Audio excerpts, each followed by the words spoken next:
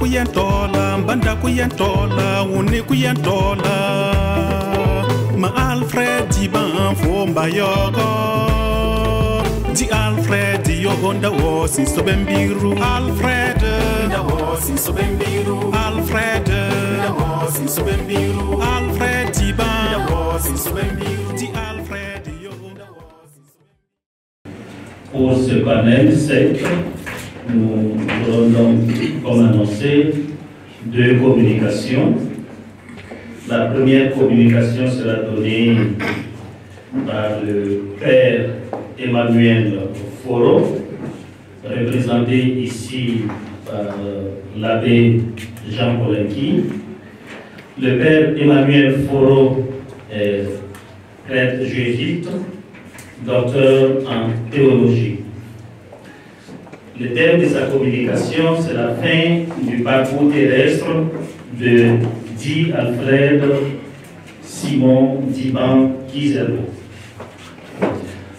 La deuxième communication nous sera donnée par Dr Cyriaque Paré, docteur en sciences de l'information et de la communication, chercheur à l'Institut des sciences des sociétés, fondateur de l'Institut supérieur de la communication et du multimédia, ISCOM, et fondateur du média en ligne que nous connaissons tous très bien, le faso.net. Le thème de sa communication, la réputation numérique de Di Alfred Simon Diban Kizerbo. Donc, c'est un thème d'actualité.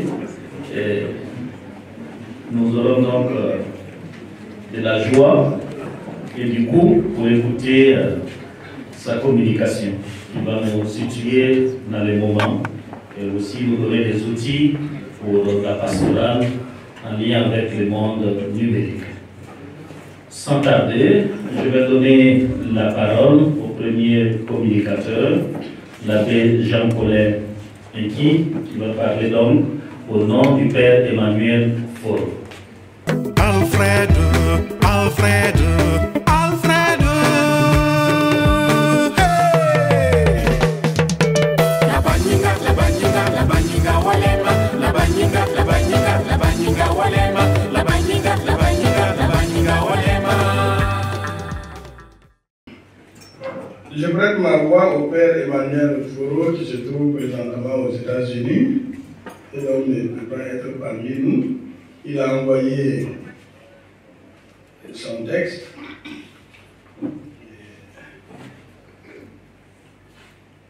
Je m'étais engagé à vouloir résumer le texte, mais comme il n'est pas long, donc 3 pages,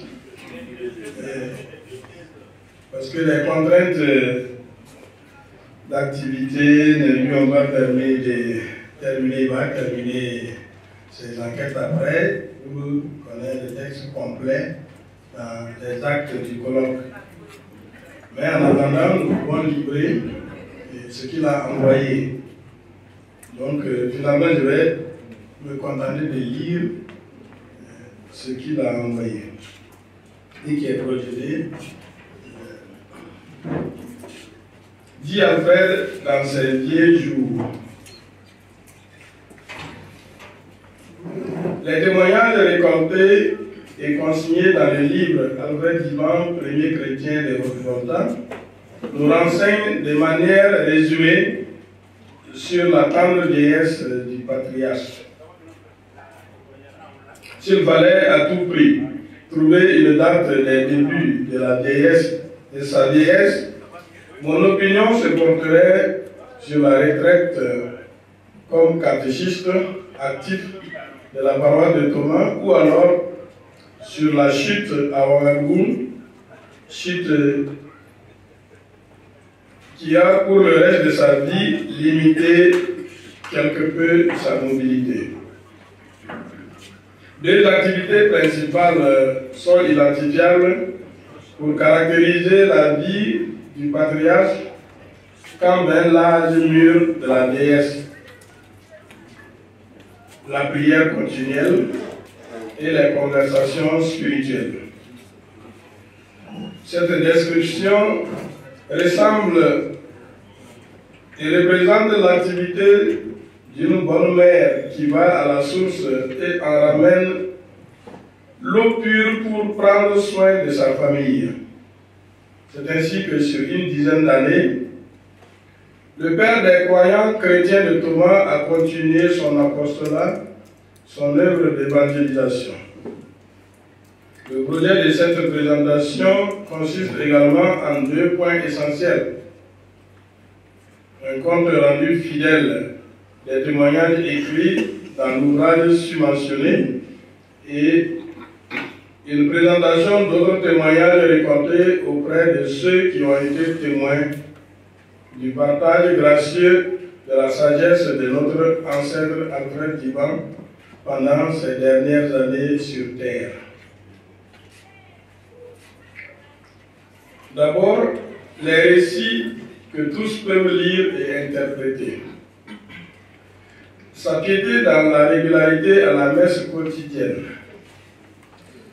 au chapelet et au salut, culte du Saint-Sacrement, tant qu'il pouvait marcher de lui-même et de temps en temps soutenu par un membre de sa famille à Thomas. Il n'a jamais vraiment cessé d'être catéchiste. La même régularité à l'Eucharistie lors de ses visites sporadiques chez son fils Joseph, jusqu'à la chute un matin, quand il se préparait à aller à l'église pour la messe, est fidèlement rapporté.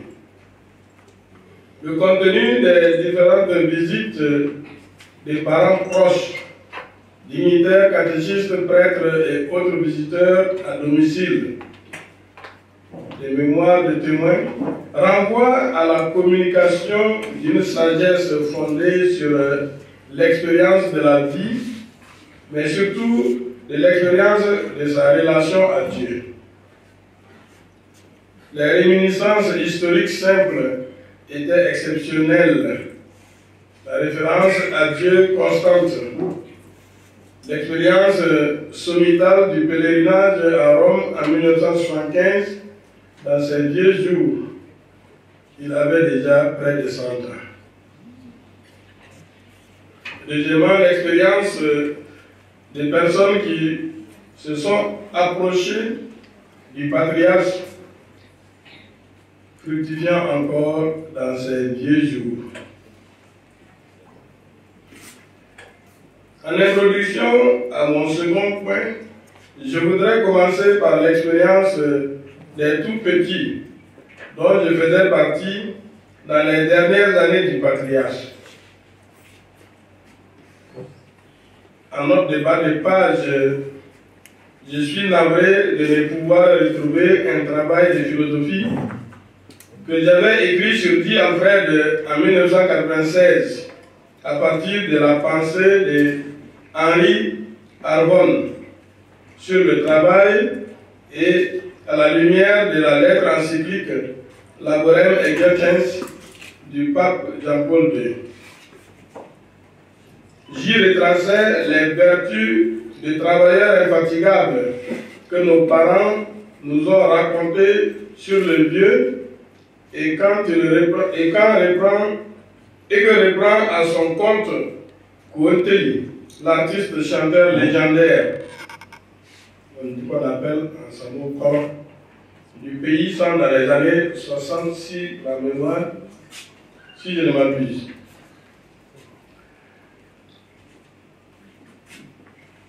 Mais sa voix est dans nos supports. Et je vais résumer un peu cette partie, sinon la lecture va vous fatiguer. En fait, Emmanuel retrace un peu le contenu de ce que ces chanteurs, poètes racontent sur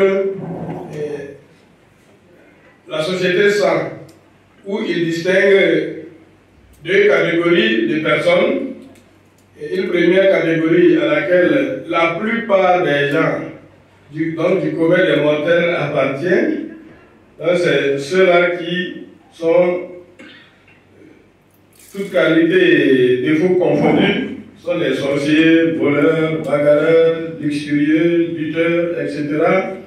et chanteurs comme lui-même.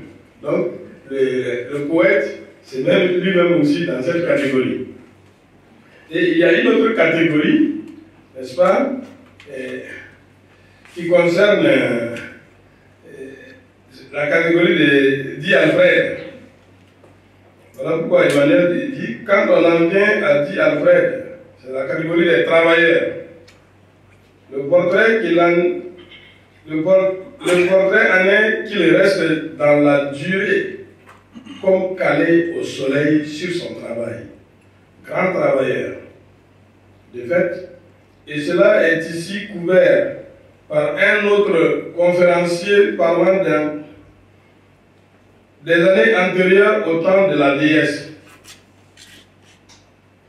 J'en fais mention comme fondement reçu des vieux jours du patriarche, fondement qui a déclenché ma réflexion subséquente sur sa philosophie, pour décrire plus rationnellement sa sagesse qui me semblait émaner de tout son être corporel, du moins à notre vue d'enfant à la fin des années 70. Dans l'ouvrage principal cité, et selon des récits des aînés, dit Alfred avait effectivement les greniers pleins de grains, tubercules et autres provisions qu'il gérait avec grande sagesse, parcimonie et générosité. On ne peut pas s'empêcher de penser à Saint Paul quand on pense au vieux Alfred. Nous avons tous été exposés à la femme de La Fontaine, le laboureur et ses enfants. Si j'ai conduit cette réflexion sur le vieux patriarche pendant ma formation philosophique, c'est parce que justement les enfants de la paroisse de Thomas, surtout après le catéchisme du jeudi matin, réservé à cette activité pendant tout mon primaire jusqu'en 80, donc les enfants aimaient aller saluer le vieux à domicile, jusqu'au bas de la colline de la paroisse. Nous avons donc une foule encore immense de témoins, avec moi de cet aspect de la vieillesse de dit Alfred, ce qu'il était pour les enfants du village. Chacun de mes camarades d'âge pouvait et peut toujours raconter son expérience.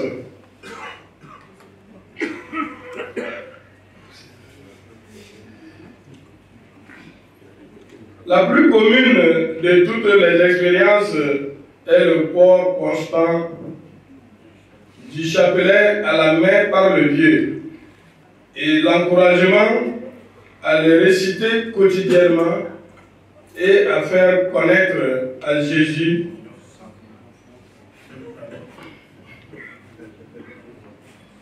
et à faire confiance à Jésus en passant par sa mère.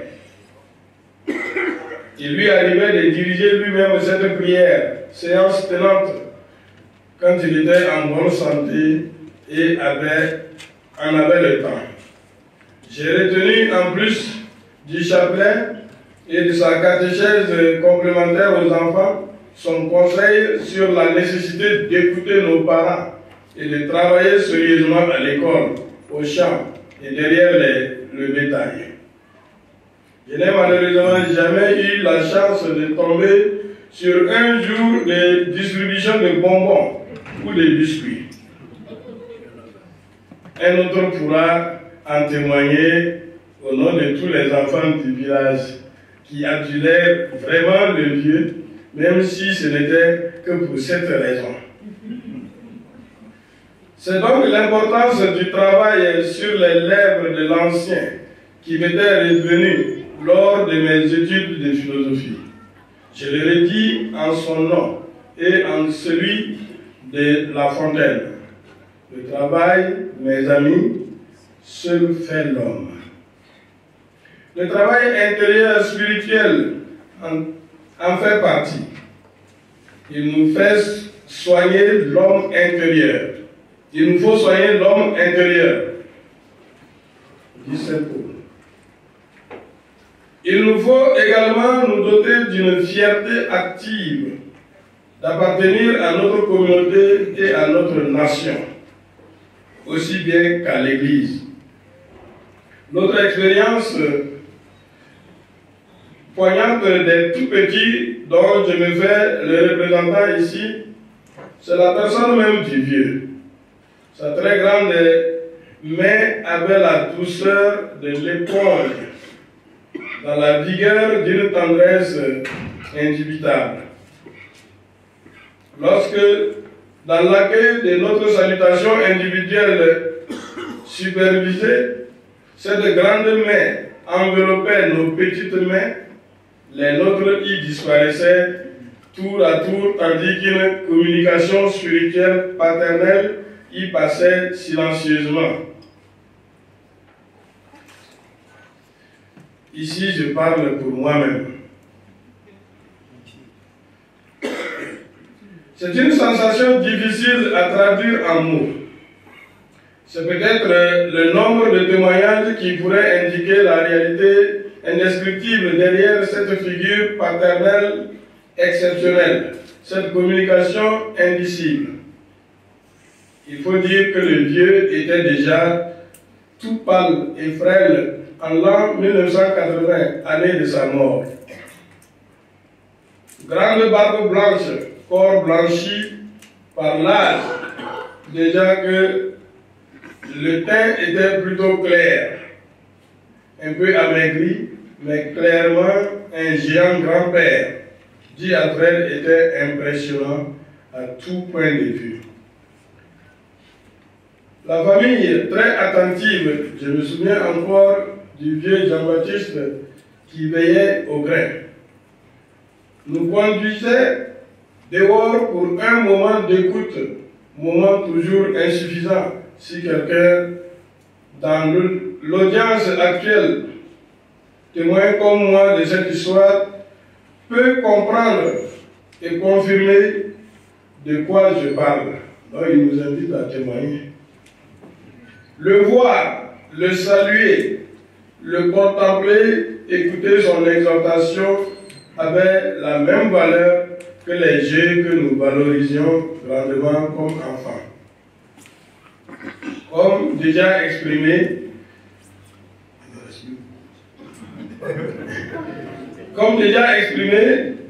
je ne puis affirmer que certains enfants n'attendaient pas aussi quelques amuse-gueules. Amuse-bouche, pardon. Il faudrait mieux croire que ces attentes faisaient partie du jeu normal entre grands-parents et petits-enfants. C'est dans le même sillage qu'est venu un jour l'hélicoptère qui l'emporta sous nos yeux à Ouagadougou au mois de mai 1980. La date est précisée dans le livre. L'hélicoptère qui l'a emporté à Ouagadougou, d'où il ne reviendra plus que comme dépouille et surtout relique d'une vie bien accomplie. Évidemment, le bruit de cet engin volant nous a fait vider les salles de classe pour aller voir. J'étais au CM2 de l'école mixte de Thomas. On peut mesurer la distance d'au moins 2 km et donc la rapidité avec laquelle nous sommes parvenus sur les lieux de l'attraction. Dieu seul sait quelle quantité de poussière nous avions pris au visage ce jour-là, au décollage de l'appareil.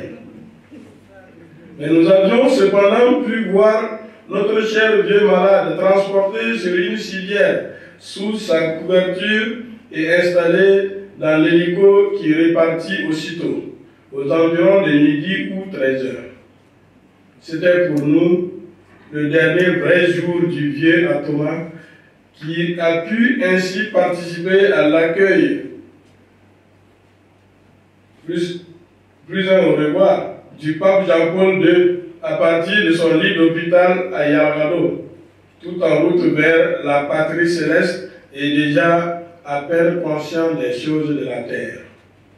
La célébration des funérailles est une autre expérience suffisamment racontée et du ressort d'un autre thème de cette conférence.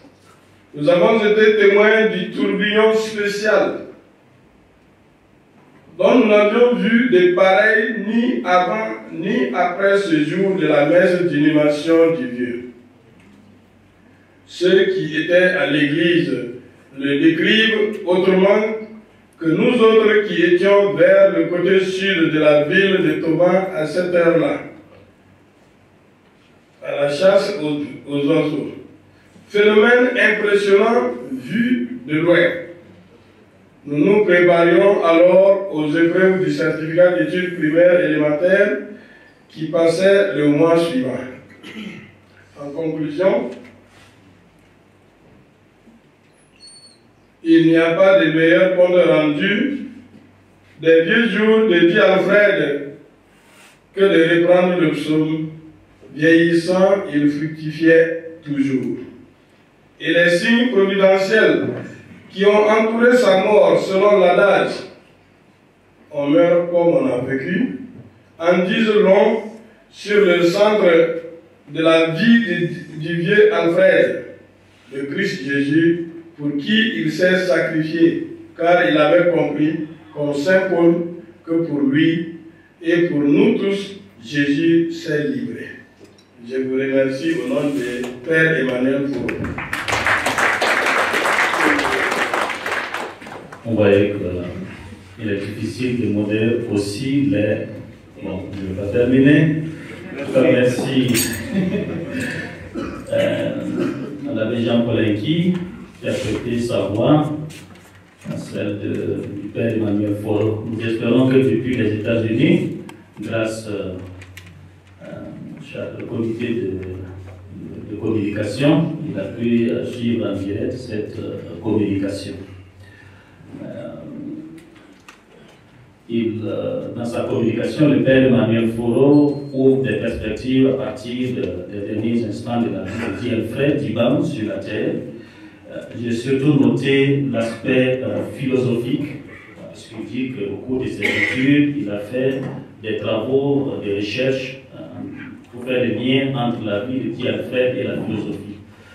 Au cours de la communication passée, il était question de voir comment dans les programmes nous pouvons intégrer l'histoire des figures de notre région, du pays, dans les programmes, dans les curricula. Je pense aussi que nous avons ici déjà une introduction, une matière que nous pouvons saisir dans le domaine de la philosophie pour voir comment des concepts ou des choses vécues par Dit Alfred et bien d'autres personnes peuvent nous inviter aussi à une réflexion en philosophie. Il a parlé, en lien justement avec ce développement philosophique, de deux catégories de personnes. Des personnes, on pourrait dire, paresseuses, mais aussi des personnes qui ont l'amour, le goût du travail bien fait. Et c'est dans cet ordre d'idée que nous allons maintenant donner la parole au docteur Cyriaque Paré, qui va justement dans le sens de voir les liens entre la vie de Dit Alfred Dibam et la communication, et nous donner des exemples, des récits, peut-être aussi des choses qui peuvent nous aider à mûrir davantage la réflexion. Donc je donne la parole au docteur Cyriaque Paré pour sa communication intitulée « La réputation numérique de Dit Alfred Dibam Simon Kizerbo ». Alfred, Alfred, Alfred, hey! La baninga walema, la baninga walema, la baninga walema. C'est bon? Voilà, merci. Alors je disais que je remerciais les organisateurs pour avoir accepté cette proposition de communication de dernière minute. Il y a quelques jours, quand j'ai pris connaissance du programme, je l'avais proposé de faire une petite réflexion sur l'aspect numérique.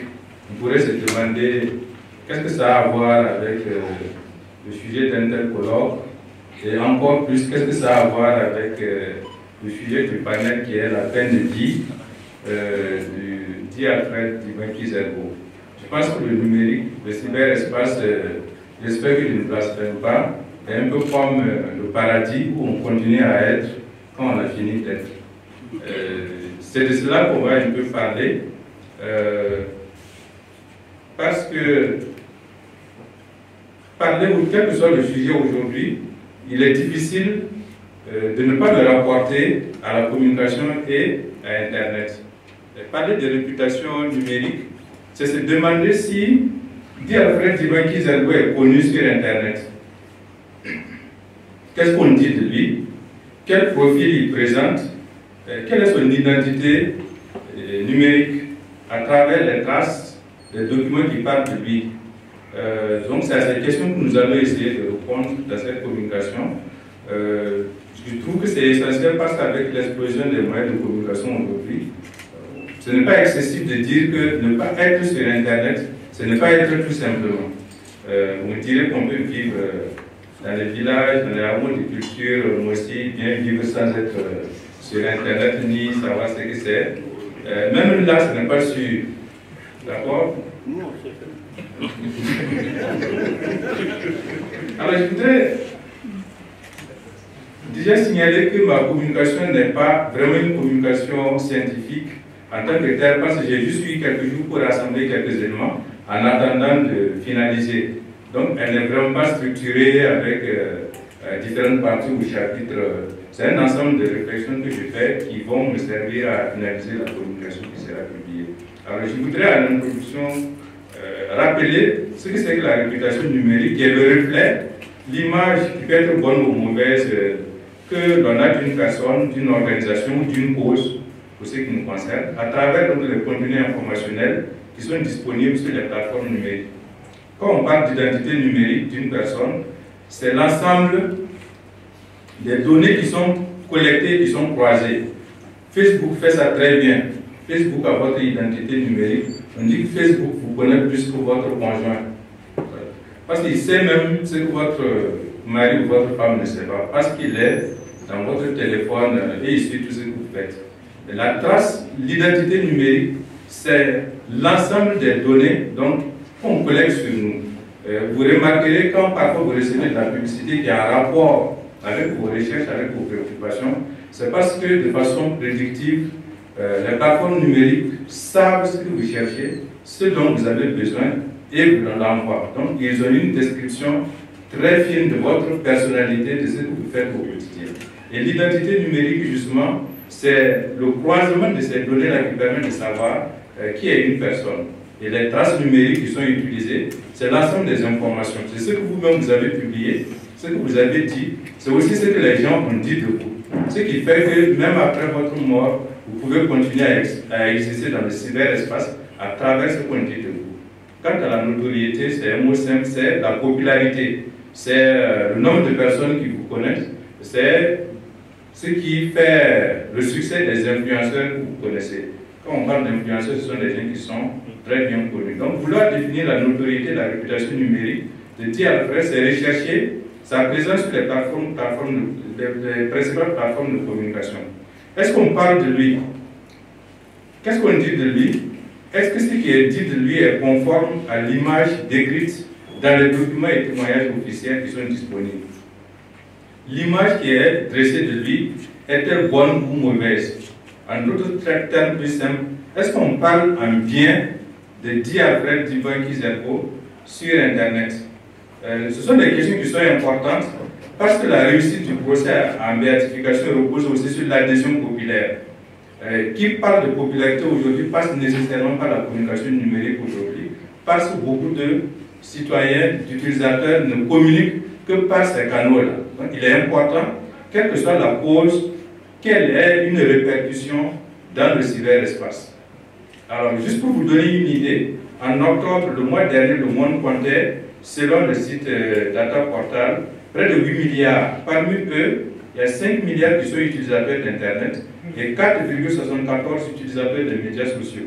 Le Burkina, les statistiques qu'on a remontent à janvier, un peu plus avant, mais on avait déjà une population estimée à près de 22 millions, avec près de 6 millions d'utilisateurs d'Internet et près de 2 millions, plus de 2 millions 200 millions d'utilisateurs de médias sociaux.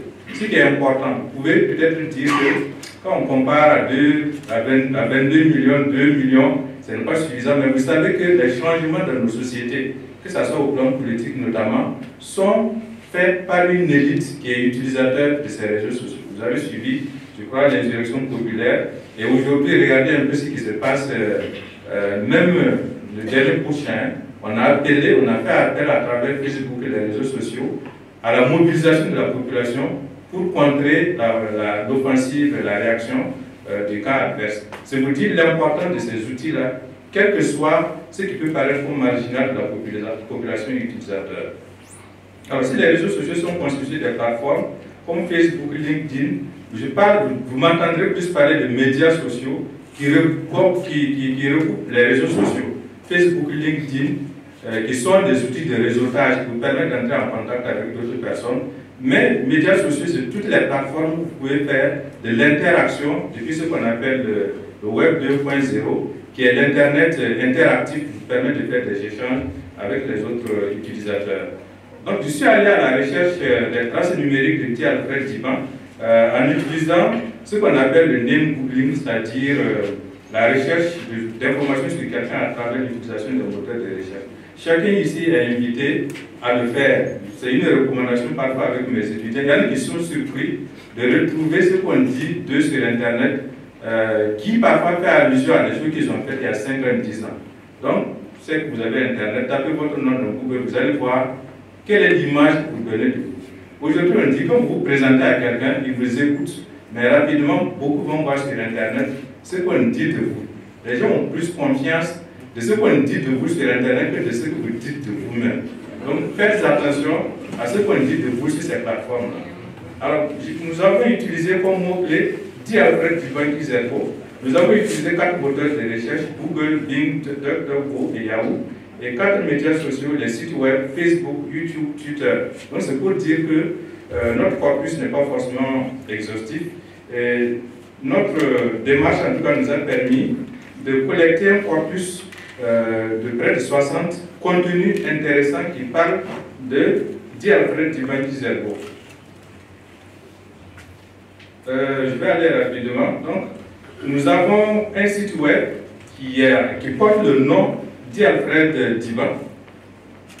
Nous avons beaucoup d'articles de presse du faso.net de la Croix, notamment la déclinaison africaine. Nous avons des reprises d'articles qui proviennent de ce site aussi. Nous avons rencontré un seul article scientifique, et même là c'est un résumé. Il y a des publications sur des sites institutionnels comme le site du diocèse, qui malheureusement est un peu en panne. Il a fallu rentrer dans le cache de Google pour avoir des données. Nous avons collecté quelques vidéos aussi. Il y a des publications sur Facebook. Il y a une page Facebook dédiée à la cause de la béatification, qui n'est pas une page officielle. Moi, je l'ai créée en 2014. Mais sur cette page, nous retransmettons, je crois que bienvenue est là, en direct ce qui se passe ici depuis. Hier, c'est une page qui rassemble aujourd'hui près de 3500 utilisateurs. Il y a aussi des tweets et retweets. Il y a l'aspect enseigne, c'est-à-dire que ce sont des sites ou des groupes qui utilisent le nom Diban sans forcément parler de ce qu'il est en réalité. Nous avons retrouvé un seul article avec la prière de T. Alfred. Donc c'est pour dire qu'il y a de gros efforts à faire à ce niveau-là pour le faire connaître. Et il y a des divers. Donc je le disais tout à l'heure, le seul site qui porte le nom Alfred Diban est le site d'une association humanitaire qui a été créée par les sœurs de Corfou. Les articles de presse, je l'ai dit, c'est de façon pas nette depuis la Croix. Quels sont les commentaires? Les vidéos qu'on retrouve sont celles du comité d'organisation ou des vidéos publiées par les membres du comité de suivi comme l'abbé Emile Semboro, l'abbé Jacob Dravo, et aussi une vidéo qui est assez populaire qui a été diffusée par l'abbé Symphorien Mossé depuis la Suisse. Et donc il y a une seule page Facebook dédiée qui n'est pas une page officielle. Les publications Facebook sont parfois des publications de Burkinabés de la diaspora, en Espagne, en Côte d'Ivoire, qui sont ici. La page Facebook des archives du Burkina qui a aussi fait une publication lors du 42e anniversaire. Les tweets et retweets sont les articles de façon.net de citoyens. La classification enseigne, comme je l'ai dit, ce sont des groupes, des communautés qui existent, qui utilisent le nom d'Ivan, Alfred, Kizerbo, sans forcément des groupes. Il y a un groupe de scouts qui est scout de Houndé, je crois. Il y a un groupe qui regroupe des Burkinabés de Côte d'Ivoire et du Burkina. Et il y a le site de Mundasso. Il y a aussi une bibliothèque du plateau central qui porte le nom d'Alfred Divan Kizerbo. Mais il n'y a pas de site avec le nom et qui est destiné à la cause. La prière à Divan, c'est une seule fois on la retrouve. Ce qu'on peut dire de la réputation numérique, c'est que le portrait qu'on a de Di Alfred à travers ces données-là est conforme aux informations qui sont véhiculées par les discours officiels. Parce que ce sont des informations qui sont puisées essentiellement dans des ouvrages qui ont été écrits par Joseph Kizerbo. Ces ouvrages-là restent la principale source d'information des données que l'on retrouve sur Di Alfred Kizerbo. À cela s'ajoutent les communications. Il y a aussi une recherche d'images que j'ai faite. Vous voyez à l'écran une capture d'écran où vous avez les images de Di Alfred Divan qui permettent de mettre un visage sur le nom qui est très connu. J'ai gardé la page telle parce qu'il y a des images parasites. Quand on tape Di Alfred Divan Kizerbo, en ce qui me concerne, voilà un peu ce qu'on peut avoir dans la première page des résultats des recherches. Ce que j'appelle images parasites, ce sont des images qui ne sont pas forcément en rapport avec Di Alfred Divan. Ça veut dire que celui qui ne nous connaît pas peut se tromper dans l'utilisation des contenus qui peuvent être offerts, des résultats des recherches que l'on peut trouver. Ce qui veut dire qu'il y a un effort à faire en termes de contextualisation des images. Il faut les légender pour qu'on les retrouve. Même l'image la plus célèbre où on voit la visite de Di Alfred à Rome, par exemple, on la retrouve sur beaucoup de sites, mais il n'y a pas de légende, on ne sait pas forcément qui c'est. Alors, en conclusion, on peut dire que Di Alfred a une bonne réputation numérique. La grande conclusion, c'est qu'il est indispensable de mettre en place des canaux officiels de communication pour valoriser, pour faire connaître la cause, pour valoriser aussi les contenus qui sont diffusés et faciliter une meilleure vulgarisation, même des appels à témoignages. Si vous partez sur la communauté Facebook qui est créée, vous allez, il y a des gens qui sont venus témoigner qu'ils ont prié, donc ils ont récité la prière et ils ont été exaucés. C'est pour dire qu'on peut faire appel à des témoignages et on peut aussi faire appel, selon le principe du crowdfunding, à des dons pour soutenir cette cause-là. Voilà en quoi l'aspect numérique peut être important dans cette initiative-là. Je vous remercie.